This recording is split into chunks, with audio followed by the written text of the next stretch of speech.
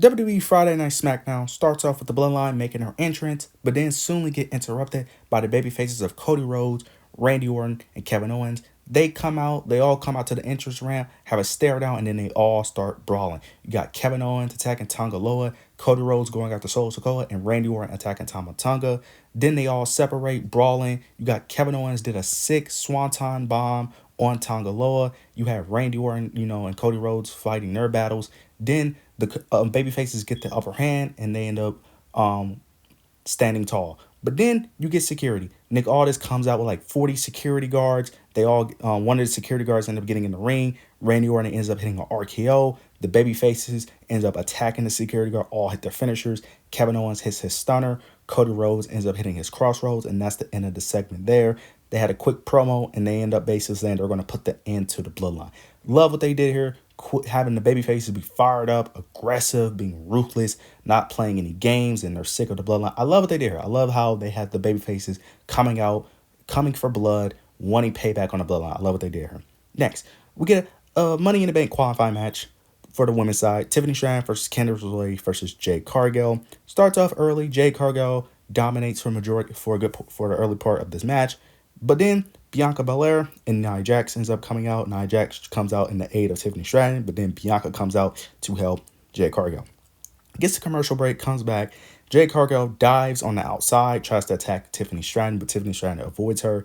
Jade is on the outside. Nia Jax starts walking towards Jade Cargill, but then Bianca Belair ends up pulling Nia Jax back and they start arguing. The ref gets involved. Jade Cargill gets distracted by this. Indy Hartwell comes from the crowd, pushes Jade Cargill into the ring post, puts her in the ring. Tiffany Stratton takes advantage of it and picks up the victory using her prettiest moonsault ever and picks up the victory. And she advances and she will be in the Money Bank ladder match. Next, get a quick segment between the Street Profits and Pretty Deadly. Street Profits want payback. They want to attack the Bloodline. They want to match with the Bloodline, but Nick Aldis refused to give it to him. They want to give it to him next week. Pretty Deadly interrupts it, starts talking about how they should have a musical of their own. Then Montez ends up basically requesting a match between Pretty Deadly and the Street Profits because they didn't like them. They didn't like them being interrupted. So next week we get Pretty Deadly versus the Street Profits next week on SmackDown.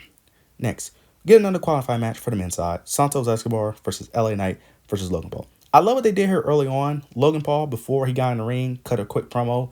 He ends up bringing out Tyrese Halliburton from the Indiana Pacers of the aid of him because they're in New York. Got a crazy reaction. Of course, New York fans being salty that they lost to the Indiana Pacers in the playoffs. Love it. This was great heel work. I love what they did here. Now we get towards the end of the match, though. We get Logan Paul. He wants Tyrese Halliburton to bring him the brass knuckles. He's begging him to bring the brass knuckles. Tyrese Halliburton goes to one of Logan Paul's friends, the guy that always gives him the brass knuckles. He gets the brass knuckles. But then Jalen Brunson, who was also in the crowd because it's New York, he comes out and ends up talking to Tyrese Halliburton. They staring each other down. And basically he's trying to stop Tyrese from giving Logan Paul the brass knuckles. Then that distracts Logan Paul. LA Knight ends up hitting the BFT. He goes for LA Knight hits the BFT.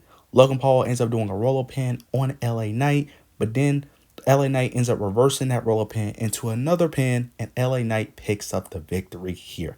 I love what they did here. This was great. I'm very shocked that LA Knight won, and this might change my Money in the Bank predictions because it wouldn't be crazy if LA Knight wins, but I'm interested to see how this plays out. But I'm very shocked that LA Knight won. I didn't think he was going to be in the match, but I like what they did here. This was great. I do think they did it probably a little too much, but I understand why they did it. They did get a crazy pop. The crowd was electric throughout the show, so this was great.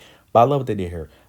Next, we get another qualifying match. We get Blair Davenport versus Indy Hartwell versus Naomi. Blair Davenport shows some good offense in this match. She was dominating early.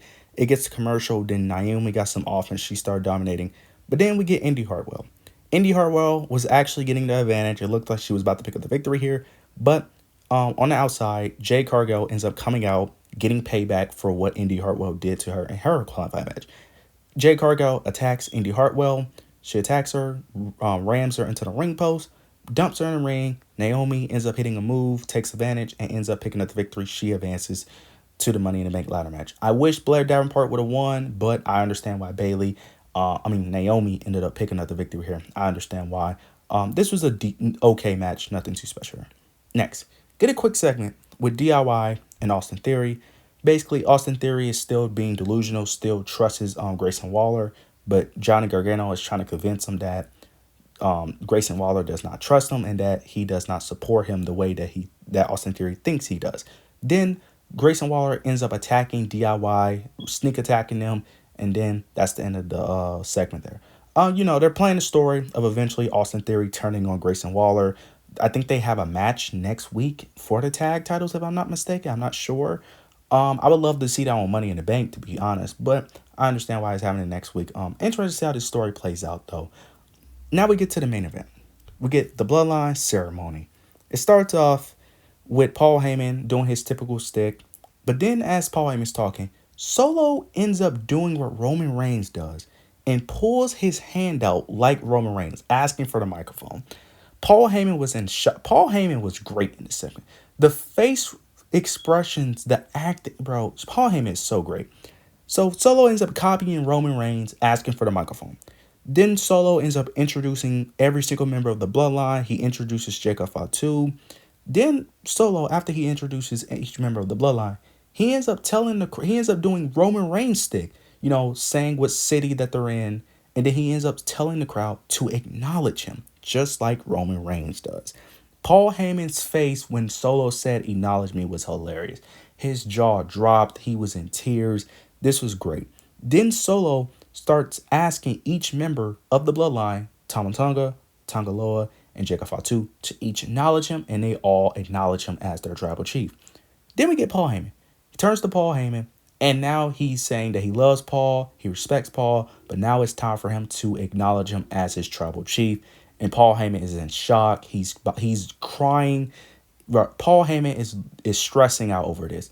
Then Tangaloa ends up having a black bag. He ends up pulling out the red, I don't know what it's called, but like the red necklace that Roman wears to basically symbol that he's the tribal chief.